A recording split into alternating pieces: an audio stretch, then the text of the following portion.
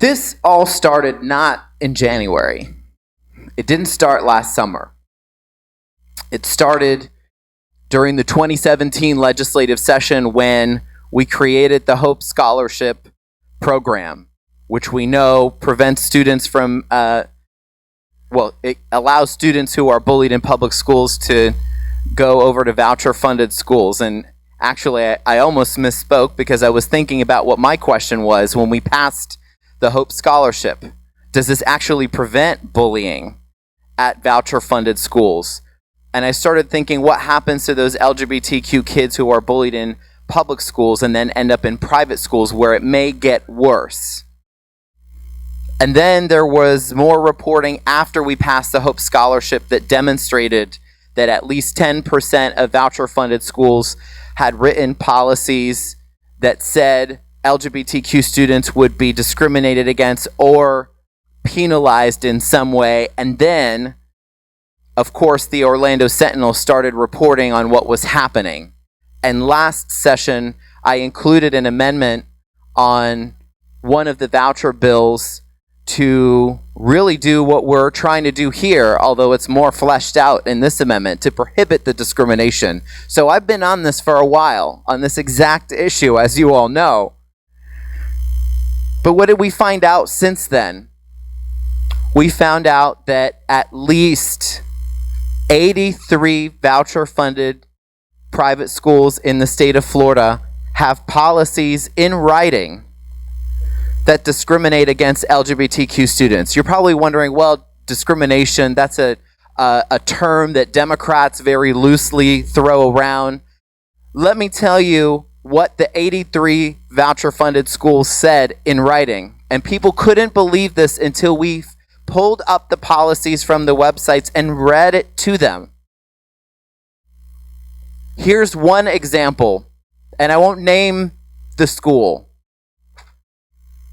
It says, these are examples of statements that can be made by students that will result in expulsion. I am gay.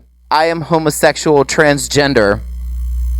Homosexual conduct defined as acts or identifying statements is incompatible with enrollment at this school and is a basis for dismissal.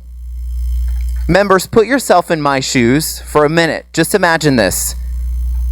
Can you imagine for 1 minute if you found out about at least one voucher-funded school, one, that we're sending taxpayer resources to, that says in writing, students who say, I am a proud Boricua, will be expelled. Students who are Black or African American need not apply. How would you feel? How would you respond to that? That's what I am going through, and many of my colleagues are going through and trying to wrap their brains around, except we don't have one voucher-funded school.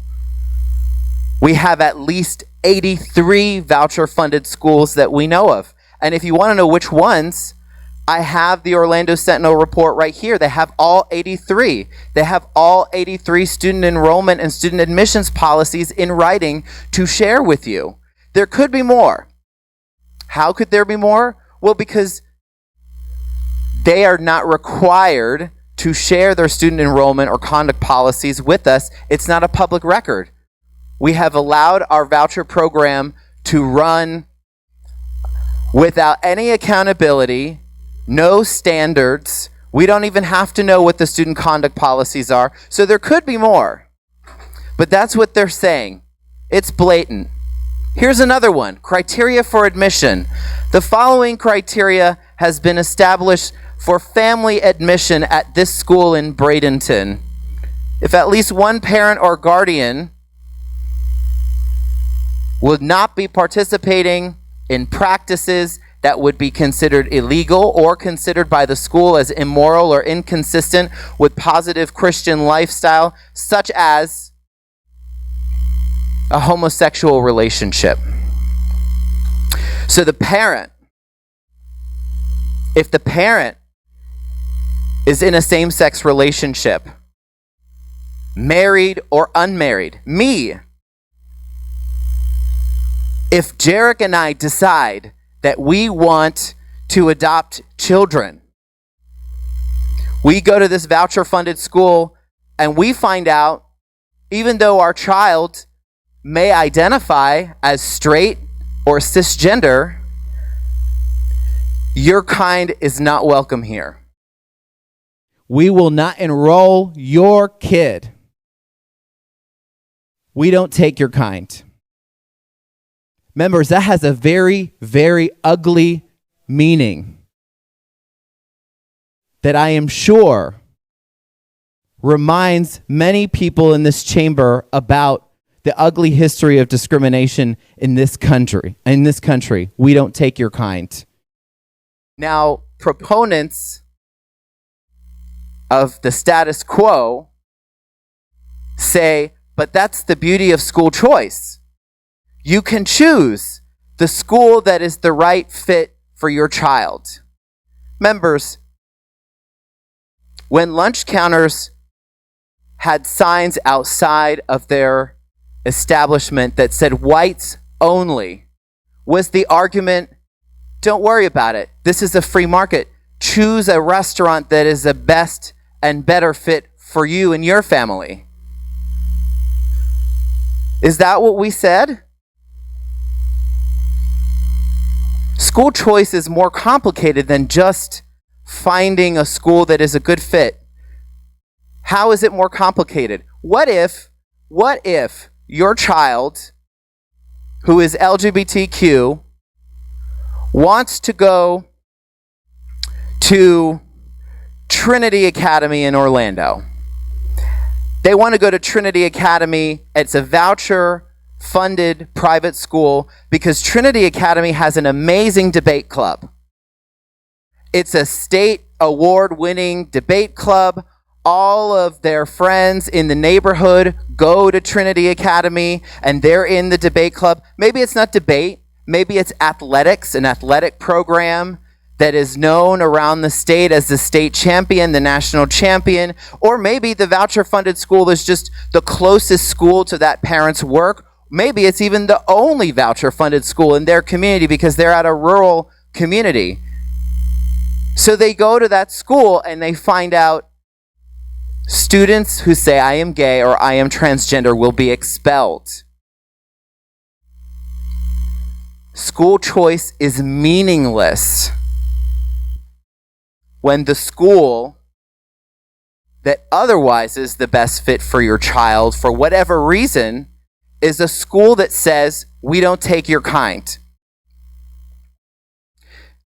Members, many folks have alleged that no cases of discrimination have ever been reported. This is a fake issue.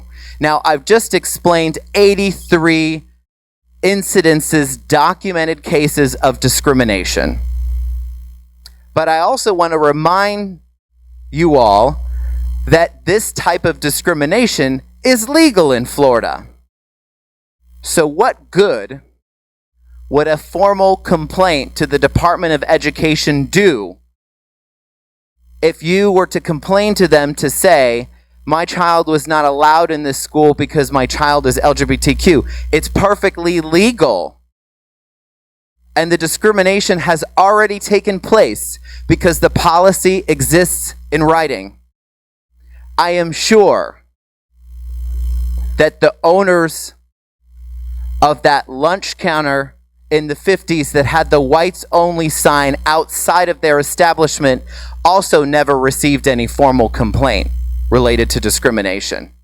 Does that mean that discrimination didn't happen? Does that mean there's nothing to see here? Move along. Well, we never got any complaints here. But then what about the actual complaints? The Sentinel spoke to Nicole Hagginson in Vero Beach. Her and her wife, Carrie, wanted to enroll their two little girls at Masters Academy, who refused to enroll them. Carrie was previously married to a man, and Carrie's kid was enrolled in that school. She came back a few years later.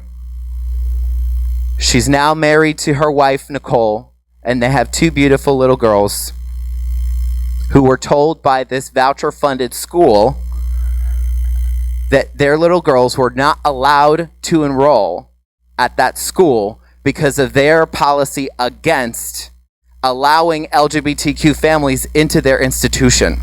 And Representative Smith, I'm going to ask you to wrap it up so that we're fair to others that are also debating and closing today.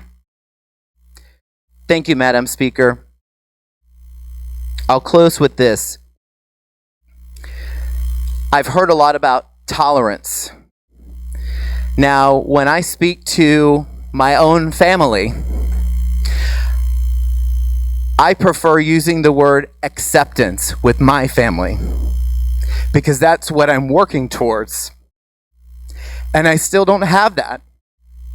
In my own family, I still don't have the acceptance. But actually, this amendment doesn't even require full acceptance of a student's identity.